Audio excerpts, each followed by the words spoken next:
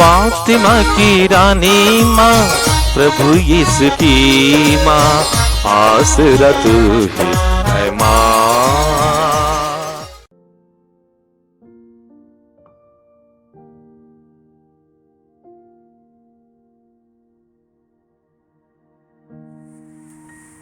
पहला पाठ कुरिन्थियों के नाम संत पौलुस का पहला पत्र, अध्याय 1, पद संख्याएं 1 से 9 तक।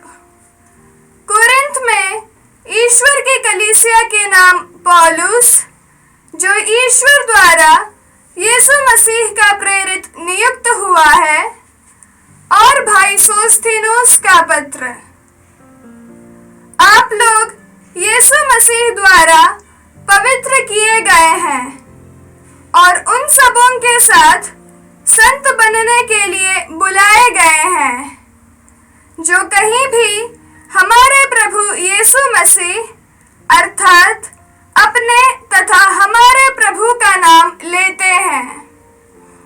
हमारा पिता ईश्वर और प्रभु यीशु मसीह आप लोगों को अनुग्रह तथा शांति प्रदान करें। आप लोगों को यीशु मसीह द्वारा ईश्वर का अनुग्रह प्राप्त हुआ है। इसके लिए मैं ईश्वर को निरंतर धन्यवाद देता हूँ। मसीह का संदेश आप लोगों के बीच इस प्रकार दृढ़ हो गया है कि आप लोग मसीह से संयुक्त होकर अभिव्यक्ति और ज्ञान के सब प्रकार के वरदानों से संपन्न हो गए हैं। आप लोगों में किसी कृपादान की कमी नहीं है और अब आप हमारे प्रभु यीशु मसीह के आगमन की प्रतीक्षा कर रहे हैं। ईश्वर अंत तक आप लोगों को विश्वास में सुदृढ़ बनाए रखेगा, जिससे आप प्रभु यीशु मसीह के दिन निर्दोष पाए जाएं। ईश्वर सत्य प्रतिज्ञ है। उसी ने अपने पुत्र हमारे प्रभु यीशु मसीह के सहभागी बनने के लिए आप लोगों को बुलाया है। यह प्रभु की वाणी है। भजन अनुवाक्य। हे प्रभु, मैं सदा सर्वदा तेरा नाम धन्य कहूँगा। मैं दिन प्रतिदिन तुझे धन्य कहूँगा। मैं सदा सर्वदा तेरे नाम की स्तुति करूँगा। प्रभु महान और अत्यंत प्रशंसनीय है। उनकी महिमा की सीमा नहीं। अनुवाक्य। हे प्रभु, मैं सदा सर्वदा तेरा नाम धन्य कहूँगा। सभी पीढ़ियाँ तेरी सृष्टि की स्तुति करेंगी और तेरे महान कार्यों का बखान करती रहेंगी। तेरे ऐश्वर्य तथा तेरी महिमा का वर्णन करेंगी और तेरे चमत्कारों के गीत गाती रहेंगी। अनुवाक्य। हे प्रभु, मैं सदा सर्वदा तेरा नाम धन्य कहूँगा। वे तेरे विस्मयकारी कर्मों का और तेरी महिमा तथा सामर्थ्य का वर्णन करेंगी। वे तेरी अपार कृपा की चर्चा करती रहेंगी और तेरी न्यायप्रियता घोषित करेंगी। अनुवाक्य। हे प्रभु, मैं सदा सर्वदा तेरा नाम धन्य कहूँगा। जय घोष। हालेलुया। जागते रहो और तैयार रहो, क्योंकि तुम नहीं जानते कि मानव पुत्र किस घड़ी आएगा। हालेलुया। प्रभु आप लोगों के साथ हो और आपके साथ भी। सन्मति के अनुसार पवित्र सुसमाचार। प्रभु की जय। अध्याय 24 पद संज्ञाएं 42 से 52 तक। यीशु ने अपने शिष्यों से कहा, जागते रहो, क्योंकि तुम नहीं जानते कि तुम्हारे प्रभु किस दिन आएंगे। यह अच्छी तरह समझ लो, यदि घर के स्वामी को मालूम होता कि चोर रात के किस पहर आएगा, तो वह जागता रहता और अपने घर में सेंध लगने नहीं देता। इसलिए तुम लोग भी तैयार रहें, क्योंकि जिस घड़ी तुम उसके आने की नहीं सोचते, उसी घड़ी मानव पुत्र आएगा। कौन ऐसा ईमानदार और बुद्धिमान सेवक है जिसे उसके स्वामी ने अपने नौकर चाकरों पर नियुक्त किया है, जिससे वह समय पर उन्हें रसद बांटा करे। धन्य है वह सेवक जिसका स्वामी आने पर उसे ऐसा ही करता हुआ पाएगा। मैं तुम लोगों से कह देता हूं, वह उसे अपनी सारी संपत्ति पर नियुक्त करेगा। परंतु यदि वह बेईमान सेवक अपने मन में कहे, मेरा स्वामी आने में देर करता है, और वह दूसरे सेवकों को पीटने और शराबियों के साथ खाने पीने लगे, तो उस सेवक का स्वामी ऐसा दिन आएगा जब वह उसकी प्रतीक्षा नहीं कर रहा होगा, और ऐसी घड़ी जिसे वह नहीं जान पाएगा। तब स्वामी उसे कोड़े लगाएगा और डोंगियों का दंड देगा। वहां वे लोग रोएंगे और दांत पीसते रहेंगे। यह प्रभु का पवित्र सुसमाचार है। क्रिस की जय। प्यारे भाई बहनों, आज का यह पाठ बहुत लोग ठीक से समझ नहीं पाते। वे उसे यीशु की ओर से मानव को डराने धमकाने वाली एक चेतावनी के रूप में देखते, परंतु यह पाठ ईश्वर के हमारे जीवन में हमारे न्याय करने के लिए आने के समय की संकेत के बारे में नहीं, परंतु वह हमें एक दूसरी ओर संकेत करते हैं। हमारी भारतीय परंपरा में नेति नेति के रूप में जो बताते हैं, वैसे ही आज के पाठ मानव को समझा रहे हैं कि उनको किन मूल्यों पर, किस बात पर आधारित अपनी जीवन बिताना चाहिए। ये नहीं कि ईश्वर दंड देगा और वहां वे रोते और विलाप करते रहेंगे, इसकी संकेत नहीं, परंतु ईश्वर बता रहे हैं कि मानव को किस तरह से जीना चाहिए, किन मूल्यों को पर आधारित जीवन बिताना चाहिए। प्रभु कहते हैं,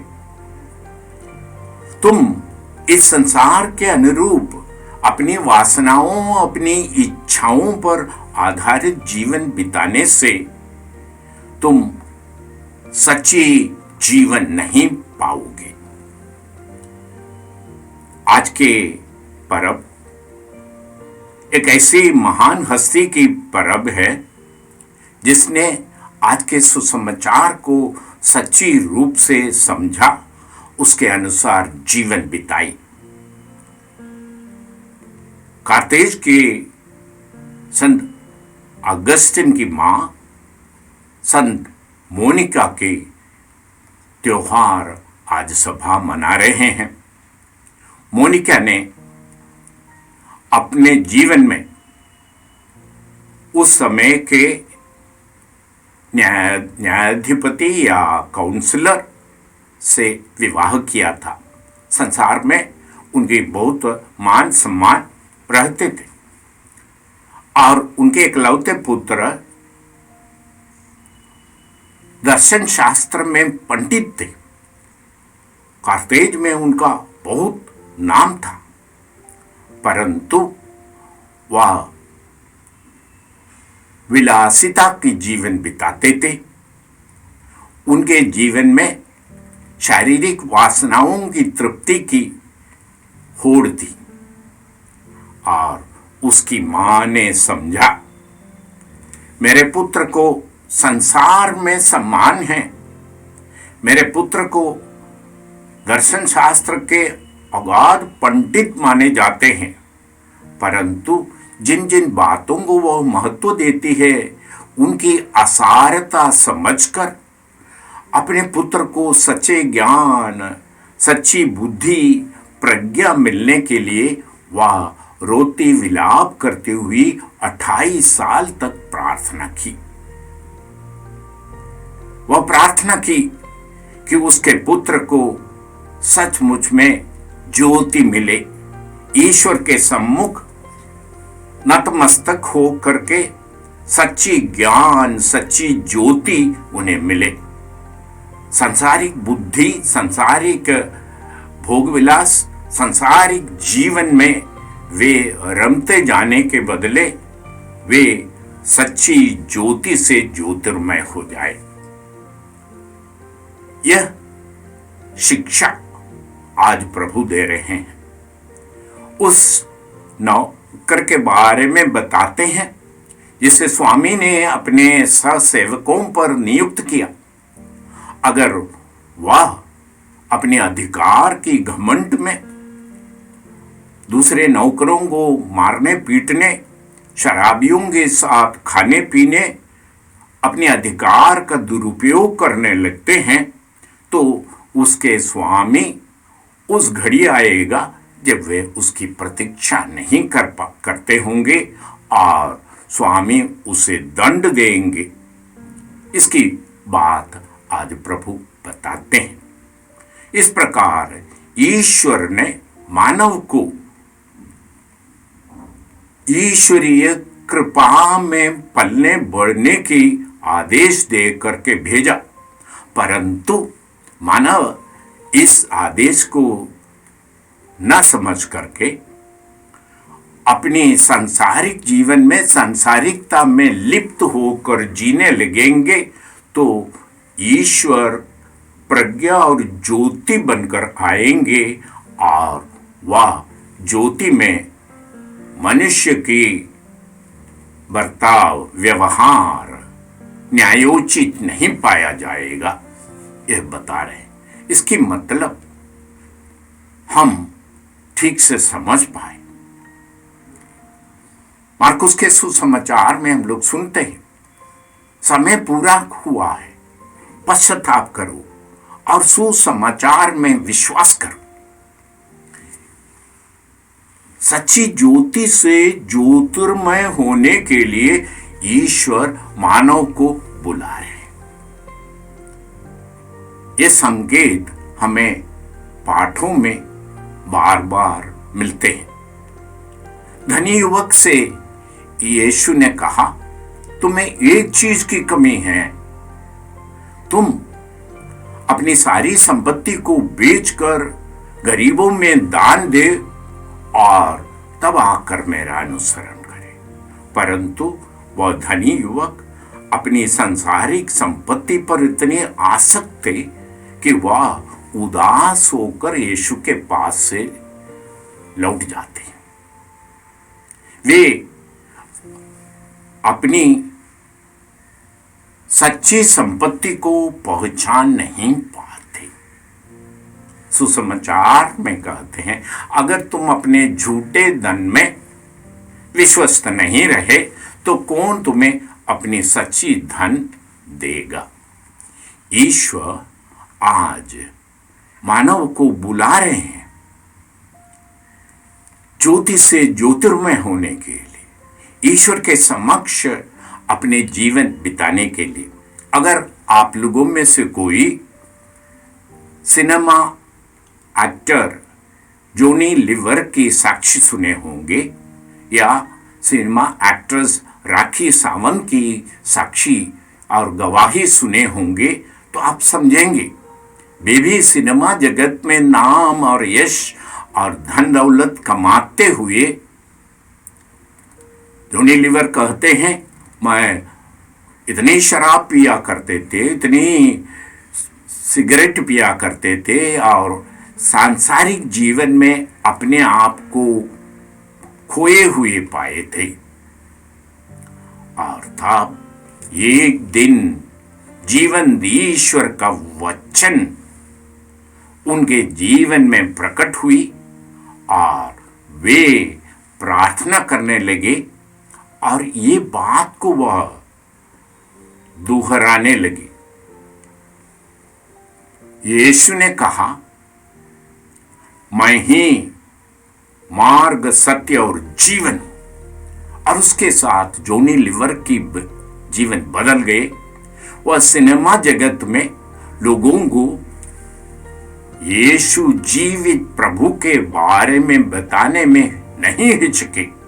उनको कोई किसी तरह की तकलीफ नहीं थी अपनी गवाही देने के लिए, दूसरे लोगों के लिए प्रार्थना करने के लिए, ईश्वर की ओर मुड़ने के लिए, लोगों को बुलाने के लिए।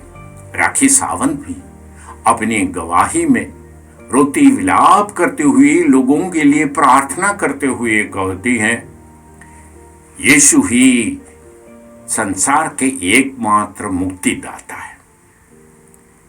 ये अनुभव संसार में ईश्वर हमें भेजते समय इस संसार को हम ईश्वरीय दृष्टि से देखने और ईश्वरीय कृपा से भरकर जीवन बिताने के लिए ईश्वर हमें भेज रहा है।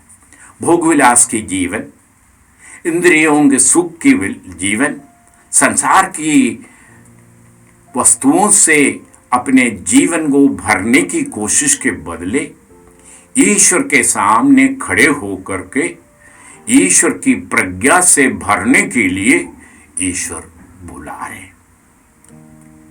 सावधान रहो। अगर घर के स्वामी को मालूम होता कि किस घड़ी चोर उसके घर में सेंध लगाने वाले हैं, तो वो जागते रहते और अपने घर को लूटने नहीं देते, वह उसको बचाते। मानव को यीशु सचेत कर रहा है, सावधान रहो। ईश्वरीय धन से अपने आप को परिपूर्ण कर दो। जिस भांति जोनी लीवर को एक कृपा मिली ईश्वर की को पहचानने के बाद, उसने सच्ची धन को पाया। सिनेमा जगत के नाम और शौकत के बदले जीवित प्रभु की सामर्थ्य और उनके वचनों में दुधारी तलवार जैसे शक्ति और सामर्थ्य जोनी लीवर ने पहचाना और वे सारे दुनिया में, सारे सिनेमा जगत के अपने साथियों के सामने इस आनंदमय सुसमाचार सुनाने लगे। आज प्रभु हमसे कहते हैं, हम भी सावधान रहे, उस प्रज्ञा के सामने हम खड़े रहे जिस प्रज्ञा के सामने अगस्तिन एक चित्त होकर खड़े रहा और 28 साल की अपनी मां की प्रार्थना के बदौलत मन परिवर्तित होकर ईश्वर के राज्य की महत्ता को समझे, इस संसार की भोग विलास को त्यागे और वे सच्ची ज्योति से ज्योतिर्मय हुए। ये ज्योति से ज्योतिर्मय होने के लिए आज के सुसमाचार हमारा आह्वान करते हैं। हमारे इंद्रियों से, हमारे मन में पाने वाले अनुभवों पर विजय पाकर ईश्वरीय कृपा से भरकर, ईश्वर की सामर्थ्य से भरकर, प्रभु पर आधारित, प्रभु की शक्ति से प्रज्वलित बनने के लिए बुलाए। सुसमाचार हमसे कहते हैं, मैं संसार की ज्योति हूं, जो मेरा अनुसरण करेगा वह अंधकार में भटकता फिरता नहीं रहेगा।